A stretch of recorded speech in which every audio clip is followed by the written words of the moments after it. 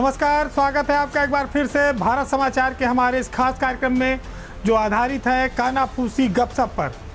तो चलिए शुरू करते हैं पावर सेंटर।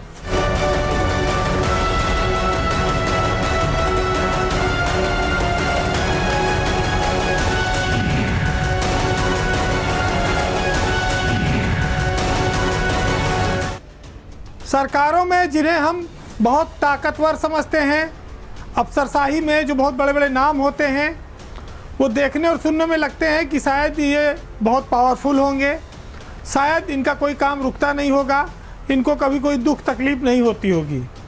लेकिन आज हम एक ऐसी खबर लेकर आए हैं जो यूपी की ब्यूरोक्रेसी में 1990 बैच के अफसरों के दुख का बहुत बड़ा कारण बनी है।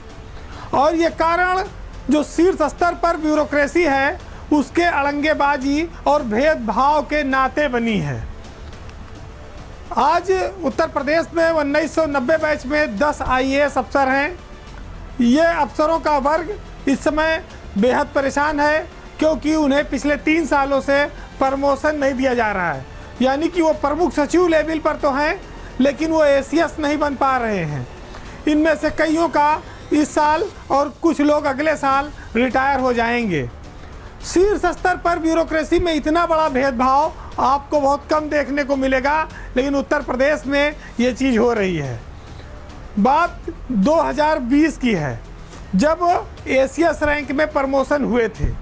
तब से 3 साल हो गया, प्रमुख सचिव इंतज़ार में है कि वो भी ACS बन जाएं, लेकिन पिछले 3 सालों से प्रमोशन नहीं हुआ। 2020 में जब प्रमोशन हुआ था तो वो उस समय 88 बैच का प्रमोशन था, लेकिन 89 बैच के कुछ प्रभावशाली अफसरों ने उसी समय 88 के साथ साथ अपना भी प्रमोशन करा लिया, जबकि उनका प्रमोशन 2021 में होना चाहिए था। 2021 के बाद फिर उसी समय 1990 बैच का प्रमोशन ड्यू हो गया, लेकिन वो प्रमोशन आज तक नहीं मिला। सारे अधिकारी ACS बनने की योग्यता रखते हैं, अहर्ता रखते हैं, लेकिन प्रमोशन नहीं हुआ। खबर इसलिए ली गई कि पिछले सप्ताह एक बहुत बड़ी खबर वायरल हो गई। र्यूमर चला कि सरकार ने 1990 बैच के अफसरों को प्रमोशन दे दिया, सब लोग ACS बना दिए गए। ये खबर वायरल हुई, बधाइयाँ चलने लगी, लोगों ने मिठाई बांटने की भी तैयारी कर ली थी।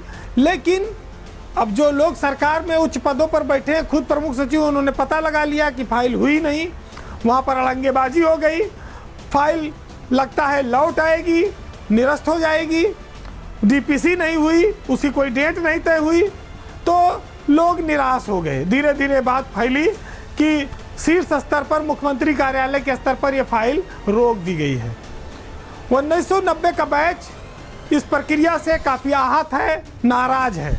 1990 बैच पर अगर आप नज़र डालें तो देखेंगे सबसे पहले कि नितिन रमेश गोकरण, अनीता सिंह, जितेंद्र कुमार, सुधीर गर्ग, हिमांशु कुमार, कल्पना अवस्थी, रजनीश गुप्ता, दीपक कुमार, सुधीर बोबड़े, अर्चना अग्रवाल, ये 10 नाम शामिल हैं। इसमें से सिर्फ एक नाम ऐसा है अर्चना अग्रवाल का जो इस समय केंद्र में भारत सरकार में तैनात हैं। एक तर्क दिया गया कि प्रमोशन में बाधा इसलिए है कि वैकेंसी नहीं है। उत्तर प्रदेश में ACS रैंक में केंद्र से 8 पदों की मंजूरी है। इन 8 पदों के सामने अधिसंख्य पद के रूप में इतने ही पदों को यूपी गवर्नमेंट और सृजित कर सकती है, यानी कि 8 के प्रमोशन के साथ साथ 8 और को प्रमोशन दे सकती है। कुल 16 लोग ACS रैंक में रह सकते हैं। यूपी की वर्तमान स्थिति में 15 IAS अफसर ACS रैंक में हैं, 1 वैकेंसी खाली है। सरकार चाहे तो DPC कर सकती है, प्रमोशन रोका नहीं जाना चाहिए। लेकिन हैरत की बात है कि इस IAS संवर्ग में ही कुछ अधिकारी ऐसे हैं जो इस प्रमोशन की राह में रोड़ा है। अब वो क्यों हैं, उनको क्या कोई खतरा है, ये सवाल ब्यूरोक्रेसी में अंदर खाने चलता रहता है। तो वैकेंसी होने के बावजूद खुन्नस, गुटबाजी, प्रमोशन न होने दे। देश के किसी राज्य में ऐसी स्थितियां नहीं आई। IAS अफसर हैं, सीमा में बंधे हैं, सरकार का विरोध नहीं कर सकते, बोल नहीं सकते, लेकिन वो ये बात कहते हैं कि भाई न सरकार के ऊपर जब इससे कोई वित्तीय बोझ आना है, सरकारी खजाने पर कोई भार नहीं पड़ना है, सिर्फ पदनाम बढ़ना है। पदनाम बढ़ेगा तो हमारा सम्मान बढ़ जाएगा। और जो एक समस्या आती है, जब वो केंद्र की बैठकों में उत्तर प्रदेश के अधिकारी ये जाते हैं, वहाँ पर दूसरे राज्यों के अफसर इनसे जो जूनियर हैं वो एसीएस बन गए हैं, वो उन मीटिंगों में आगे की सीट पे बैठते हैं। यहाँ 90 का बैच वहाँ पीछे जाके प्रमुख सचिव बन के बैठता है। तो ये एक दुर्भाग्य चला आ रहा है। ये दुर्भाग्य कब खत्म होगा इसको कोई नहीं कह सकता। सबसे बड़ी समस्या यह है कि बिल्ली एक बैठी है, उसके गले में घंटी कौन बांधे। जब घंटी बंधेगी नहीं तो 3 साल से प्रमोशन होगा नहीं। उत्तर प्रदेश इन दिनों बिजली कर्मियों की हड़ताल से जूझ रहा है। प्रदेश के कई जिलों में अंधेरा हो गया। राजधानी लखनऊ में भी कई जगहों पर लोगों को बिजली कटौती का सामना करना पड़ रहा है। आप ये कह सकते हैं कि हड़ताल से हाहाकार मचा है। लेकिन इस सब के लिए जिम्मेदार जो कहीं दिखाई नहीं देते, यूपीपीसीएल के चेयरमैन एम देवराज की कोई जवाबदेही फिक्स नहीं होती है। हड़ताल की नौबत क्यों आई? 3 महीने पहले कर्मचारियों के साथ जो प्रबंधन की बैठक हुई थी, जो सहमति बनी थी, जो वादे हुए थे वो पूरे नहीं हुए। उसके लिए कई बार चेतावनी दी गई संगठनों की ओर से। लेकिन लोग ये कहते हैं कि जो प्रबंधन है एम देवराज, उनकी हठधर्मिता के चलते ये समझौते अपनी पूर्णता को नहीं पहुंच पा रहे हैं। बिजली कटेगी, लोग परेशान होंगे, बदनाम सरकार होगी, मंत्री होंगे। कई राउंड बातचीत हो चुकी, मंत्री बार बार अफसरों को बुलाते हैं लेकिन नतीजा फेल हो जाता है। उत्तर प्रदेश के ऊर्जा मंत्री अरविंद शर्मा अफसरों की तिकड़मबाजी के नाते आज उत्तर प्रदेश में एक बिजली बड़े संकट का समाधान निकालने में जुटे हुए हैं। 72 घंटे की जो ऐलान है, इस ऐलान के पीछे ब्यूरोक्रेसी जिम्मेदार है। उस ब्यूरोक्रेसी में शीर्ष पर जो व्यक्ति बैठा है, पिछले 3 सालों से वो शक्ति भवन में चेयरमैन बनकर बैठे हैं। उन्होंने इन हड़तालों को खत्म करने के लिए, कर्मचारियों की ये समस्या आगे न जाए उसको रोकने के लिए क्या कार्रवाई की, उनसे पूछने वाला कोई नहीं है। ये ज़रूर है कि हड़ताली कर्मचारियों के ऊपर सरकार एस्मा लगा रही है, रासुका लगाने के निर्देश दे रही है, संविदा कर्मचारियों की सेवाएं समाप्त की जा रही हैं। हड़ताली कर्मचारियों की जो मांग है उसमें 2-3 बड़ी प्रमुख मांगे हैं। अब व्यवहारिक हैं कि नहीं, क्योंकि ये चली आ रही थी। अभी जब से एम देवराज चेयरमैन बने, इन्होंने व्यवस्था बंद कर दी बिजली कर्मियों के घर में मीटर लगाने की। पहले बिजली कर्मियों को एक फिक्स दर पर बिजली दी जाती थी और उनके वेतन से वो कटौती होती थी। अब सरकार ने ये कहा, चेयरमैन ने, कि वो सब आदमियों के, बिजली कर्मचारियों के घरों में भी मीटर लगाएगी, सबको समान तरह से बिजली का बिल देना पड़ेगा। दूसरा, कर्मचारी बोनस की मांग कर रहे हैं।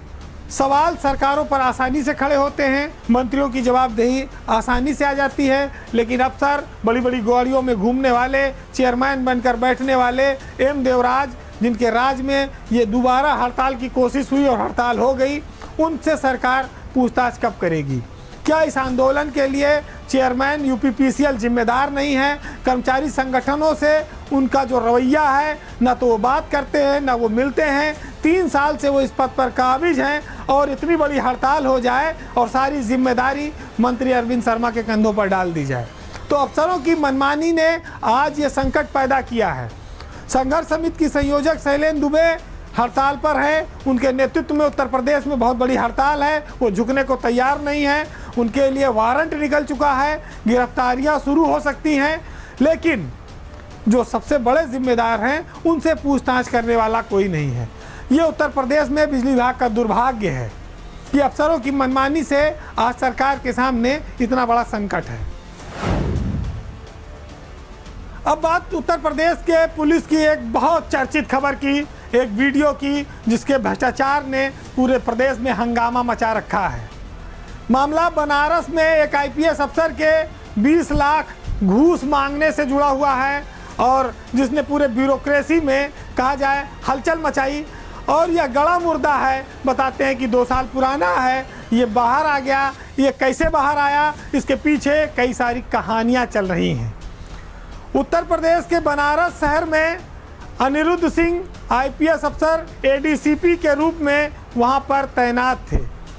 बताया जाता है कि वहाँ के सनबीम स्कूल में एक रेप की घटना हुई थी एक बच्ची के साथ, जिसमें स्कूल के प्रबंधन से घूस मांगने का इस आईपीएस अफसर का वीडियो बहुत तेज़ी से यूपी में वायरल हुआ। यूपी के देश के कई और राज्यों में गया। ये वीडियो किसके पास था, कैसे वायरल हुआ, इसको लेकर सरकार ने भी जांच के आदेश दिए हैं। लेकिन आप जानते हैं कि हर जांच की तरह इस जांच में भी न कोई बात बाहर आएगी न कोई कार्रवाई होगी। लेकिन आपको ले चलते हैं अब कहानी की ओर। बताया जाता है कि बनारस में लहर तारा में एक सनबीम स्कूल है, वहाँ एक बच्ची के साथ एक सफाई कर्मी ने रेप किया था, जिसकी जांच के लिए उस समय डीसीपी विक्रांत वीर और एडीसीपी अनिरुद्ध सिंह पहुँचे थे। इस मामले की जांच अनिरुद्ध सिंह को सौंपी गई, जिसमें उन्होंने स्कूल के प्रबंधक दीपक मधोक को गिरफ्तार करने के लिए शहर में बड़े आंदोलन हो रहे थे। तब उन्होंने उनको फ़ोन किया और वीडियो कॉल पर अनिरुद्ध सिंह ने दीपक मधोक से 20 लाख रुपए की घूस की मांग की। ये वीडियो किसने बनाया और कौन रखे रहा, ये बड़ा रहस्यमयी है। संयोग से उस समय बनारस में सतीश गणेश पुलिस कमिश्नर हुआ करते थे। बताया जाता है कि उनके संज्ञान में मामला आया था, तो उन्होंने इसकी बात जब ऊपर पहुंची तो एक जांच तत्कालीन वहां पर जो अपर पुलिस कमिश्नर थे अनिल कुमार सिंह, उनको सौंपी थी। लेकिन अनिल कुमार सिंह को ना तो वीडियो देखने को मिला और उन्होंने अपनी जांच में संदिग्ध प्रतीत वाली बात लिखकर भेज दी कमिश्नर साहब को। फिर वो जांच डीजीपी हेडक्वार्टर आई, वो भी पड़ी रही। इतना ज़रूर हुआ कि अनिरुद्ध सिंह को चुपचाप वहाँ से हटाकर इंटेलिजेंस हेडक्वार्टर में भेज दिया गया था। ये मामला दबा रहा, लेकिन पिछले हफ्ते अचानक से ये वीडियो उजागर हुआ। और ये वीडियो जब उजागर हुआ तब तक अनिरुद्ध सिंह इधर पोस्टिंग ले चुके थे। वो फतेहपुर में एसपी रहे, फिर वो आज की तारीख में मेरठ में एसपी आ रहे हैं। अनिरुद्ध सिंह कानपुर के ही रहने वाले हैं और इससे पहले वो सेल्टेक्स में असिस्टेंट कमिश्नर रहे हैं। उनकी पत्नी 2016 में आईपीएस में चयनित हो चुकी थी। ये 2017 में चयनित हुए और उसके बाद आज उनके नाम पर जो वीडियो चल रहा है उसमें आप देख सकते हैं कि वो क्या कर रहे हैं। सालों बाद इस वायरल वीडियो के पीछे क्या रहस्य है, क्या मकसद है, इसका अभी पता नहीं चल पाया है। लेकिन इस वीडियो के फौरन बाद एडीजी रेलवे के पद पर तैनात सतीश गणेश को हटाकर यहाँ से पीटीसी मुरादाबाद भेज दिया गया। इसकी पूरी गाज ऐसा माना जाता है कि नाराजगी का कारण सतीश गणेश बने हैं। कुछ लोग इस बात की चर्चा करते हैं कि ये वीडियो शीर्ष स्तर के अफसरों द्वारा वायरल कराया गया है। हालांकि सरकार इसकी जांच कराए, लेकिन इतना ज़रूर है कि भ्रष्टाचार किस कदर चल रहा है, भ्रष्टाचार चरम पर है और अफसर भ्रष्टाचार करने के बाद पोस्टिंग भी पा रहे हैं। ये जीरो टॉलरेंस की जो नीति है उसको ये ठेंगा दिखाता है। सतीश गणेश को रातों रात एडीजी रेलवे के पद से क्यों हटाया गया और उनको हटाने के बाद उनके द्वारा जो इंस्पेक्टरों के तबादले किए गए थे वो भी रद्द कर दिए गए। हैरत की बात यह है कि जब यह घटना हुई आईपीएस अफसर ने पैसे मांगे, पुलिस कमिश्नर वहाँ पर मौजूद थे, जांच अधिकारी को वीडियो दिया नहीं गया, पुलिस हेडक्वार्टर में जानकारी थी, तो ये मामले पे कार्रवाई क्यों नहीं हुई। अचानक आधी रात को एडीजी रेलवे सतीश गणेश को हटा दिया गया। कहा जाता है कि ठीकरा उनके ऊपर फोड़ा गया। लेकिन आज भी ये बात रहस्य है कि ये वीडियो किसने वायरल किया और कराया, इसका खुलासा होना चाहिए, लेकिन शायद ना हो। ये तो भला हो कि मुख्यमंत्री की जानकारी में बात आई तो कुछ कार्रवाइयाँ हुई, लेकिन आप अफसरों का चेहरा और चरित्र देखिए। उत्तर प्रदेश में पुलिस की वर्दी में बड़े बड़े पदों पर बैठे हुए अधिकारी किस तरह से खुलेआम घूसखोरी करते हैं, उनकी घूसखोरी को कैसे बचाया जाता है, सालों तक छुपाया जाता है, और इस वीडियो के रहस्य पर से भी कब पर्दा उठेगा, ये तमाम सारे सवाल हैं। हालांकि इस घटना पर यह कहा जा सकता है, गोपाल दास नीरज ने कहा कि इतने बदनाम हुए हम तो इस ज़माने में, तुमको लग जाएंगी सदियां हमें भुलाने में। तो ये बात तो सही है, लेकिन लोग भूल जाते हैं, आदत में आ जाता है। फिलहाल एक दूसरे के टांग अड़ाने की, एक दूसरे के टांग खींचने की और नीचा दिखाने की जो प्रवृत्ति यूपी पुलिस में चल रही है, उस पर एक साहित्यकार ने लिखा है कि नज़र से गिर गया है पर तेरी आदत नहीं बदली, तेरा लहजा बताता है तेरी फितरत नहीं बदली, और मुझे नीलाम करने में तू खुद भी बिक गया लेकिन मुझे बर्बाद करने की तेरी हसरत नहीं बदली।